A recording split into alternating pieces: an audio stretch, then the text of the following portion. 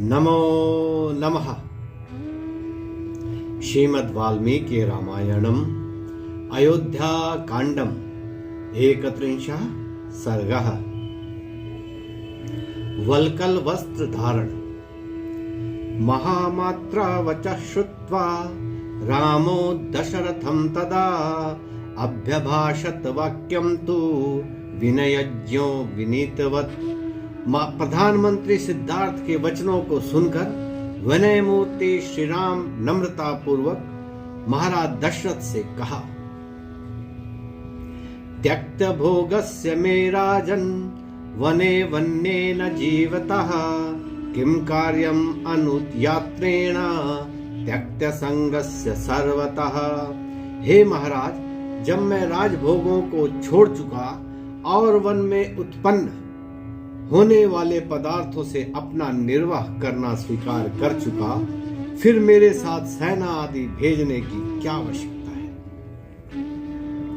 यो हि दत्त्वा गजश्रेष्ठं कक्षयायां कुरुते मनः रज्जु स्नेहेन किं तस्य त्याजतः कुंजरोत्तमम्। जो मनुष्य हाथी दान करके हाथी बांधने की रस्सी न देना चाहे तो उस उत्तम हाथी देने वाले को रस्सी की ममता से क्या लाभ। तथा मम सतां श्रेष्ठं किं ध्वजिन्या जगत्पते सर्वान्येवानुजानामि चिरान्येवा नयन्तु मे। हे सज्जन श्रेष्ठ जगतपते, मुझे सेना से क्या प्रयोजन। यह सेना आदि सब कुछ मैं भरत के लिए देता हूं। मेरे लिए तो वल्कल वस्त्र मंगवा दीजिए। खनित्रपटिके चोभे समानयत गच्छतः चतुर्दशा वने वासं वर्षाणि वसतो मम।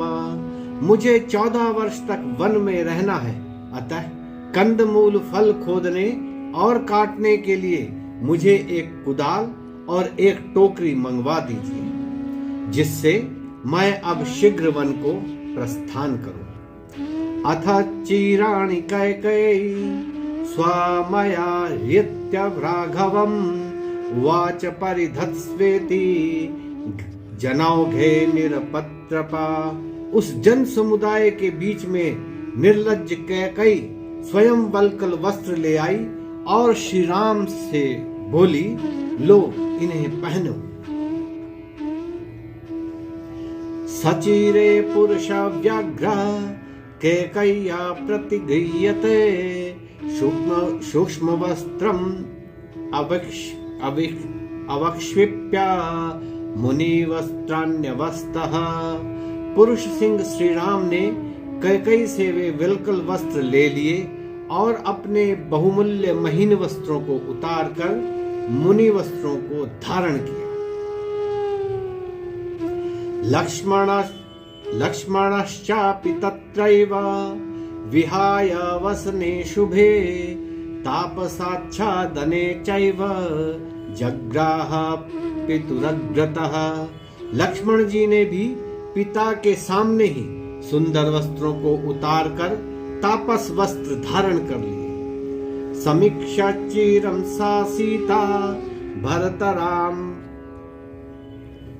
भरतारम इदम अब्रवीत कथम नुनि चिरम बध्नन्ति मुनयो वनवासिनः। उस वल्कल को देख सीता ने अपने पति श्री राम से कहा, वनवासी मुनि वल्कल वस्त्र कैसे पहना करते हैं।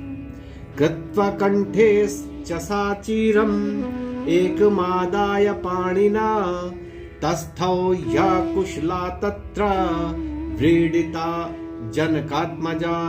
तब इस कार्य में अकुशल सीता उस वल्कल का एक सिरा गले में लपेट और दूसरा सिरा हाथ में पकड़ लज्जित हो वहां खड़ी रही। तस्या तक्षि प्रमागम्य रामो धर्मभृतांबरः चिरं बबन्ध सीतयः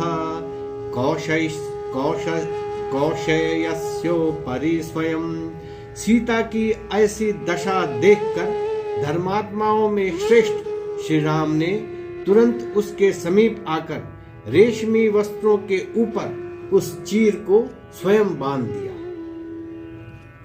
चीरे गृहीत तु तया समीक्षा नृपतेर्गुरु निर्वाया सीतां कैकयीं वशिष्ठो वाक्यमब्रवीत्। सीता को चीर धारण किए हुए देखकर महाराज दशरथ के गुरु वशिष्ठ जी ने सीता को वल्कल वस्त्र पहनने के लिए मना कर कैकेयी से कहा। अति प्रवृत्ति दुर्मेधे कैकेयी कुल पांसनी वंचयित्वा च राजानम न प्रमाणे वतिष्ठसे।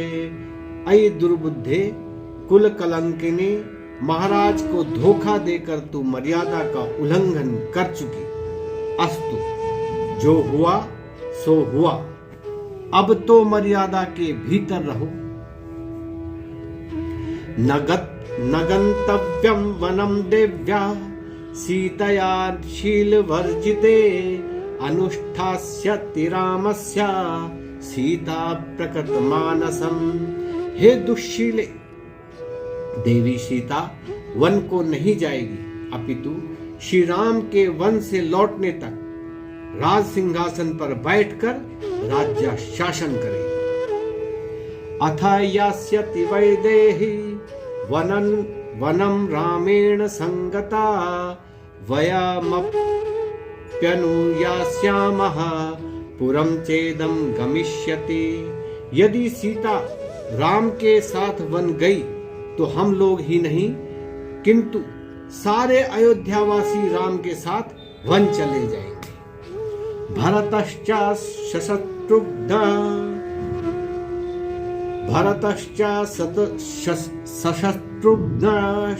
चीरवासा वने चरः वने वसंतं काकुत्स्थम् अनुवत्स्यस्ति पूर्वजन। भरत और शत्रुघ्न भी चीर धारण करके तपस्वियों के वेश में अपने बड़े भाई के साथ वनवासी हो जाएंगे। ततः शून्यं गतजनं वसुधां पादपैसः त्वमेका शाधि दुर्वृत्ता प्रजानामहिते स्थिता। जब इस राज्य की भूमि मनुष्यों से शून्य हो जाएगी, केवल वृक्ष ही वृक्ष रह जाएंगे, तब कुटिल व्यवहार करने वाली प्रजा की अहितकारिणी तू अकेली वृक्षों पर राज्य करना। नाया दत्तां महिं पित्रा भरतः शास्तुमर्हति त्वयि वा पुत्रवद्वस्तुं यदि जातो महीपतेः। महाराज द्वारा अप्रसन्नता पूर्वक प्रदत्त इस राज्य को भरत यदि वह महाराज का पुत्र होगा तो कभी भी ग्रहण नहीं करेगा और न तेरे साथ पुत्रवत व्यवहार करेगा। यद्यपि त्वं क्षितितलाद्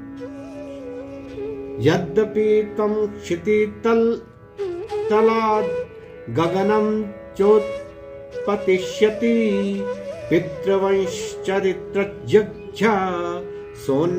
सोन्यथा न करिष्यति।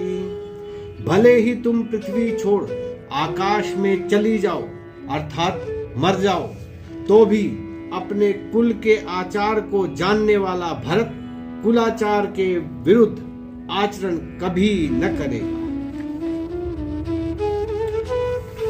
तत्त्वया पुत्र गर्धिन्या पुत्रस्य कृतम् अप्रियं लोके हि न सविद्यते यो न रामम अनुव्रतः। तुम भरत की भलाई सोच उसे राज्य दिला रही हो, परंतु तुम उसका अप्रिय ही कर रही हो, क्योंकि लोक में ऐसा कोई भी नहीं है जो श्री राम का अनुगामी न हो। द्रक्ष्यस्य वयैव कैकेयी पशु व्याल मृग विजान गच्छता सह रामेण पादपांश्चात् तदुन्मुखान। मनुष्यों की तो बात ही क्या, तुम देखोगी कि पशु, सर्प, मृग और पक्षी भी श्री राम के साथ वन जाएंगे। वृक्ष भी राम को जाते देख उनके साथ स्नेह में आसक्त हो उनकी ओर झुक जाएंगे। अथोत्तमान्याभराणि देवी देहि स्नुषाये व्यपनीय चीरम न चीरमस्याः प्रविधीयतेति न्यवारयत्तद्वसनं वसिष्ठः। हे देवी, चीर को हटाकर अपनी वधू को उत्तम वस्त्र और आभूषण दो। यह सीता चीर पहनने योग्य नहीं है। इस प्रकार कहकर वशिष्ठ जी ने सीता को चीर धारण कराने के लिए मना किया। एकस्य रामस्य वने निवासः त्वया वृतः कैकेयीराजपुत्री विभूषितेयं प्रतिकर्म नित्या वसत् वरण्ये सह राघवेन। हे कैकेयी राजपुत्री, तुमने अकेले राम के लिए वनवास मांगा था, अतः सीता वस्त्राभूषणों से अलंकृत होकर वन में जाए और राम के साथ निवास करे। तस्मिंस्तथा जलपति विप्रमुखे गुरोः नृपस्या प्रतिम प्रभावे नैव स्म सीता विनिवृत्त भावा प्रियस्य भर्तुः प्रतिकार कामा। विप्रश्रेष्ठ तथा अमित प्रभावशाली राजगुरु वशिष्ठ जी के ऐसा कहने पर सीता ने उस चीर को नहीं उतारा। उतारती क्यों? वह तो अपने प्यारे पति के समान ही वल्कल वस्त्र धारण कर वन में रहना चाहती थी। नमो नमः।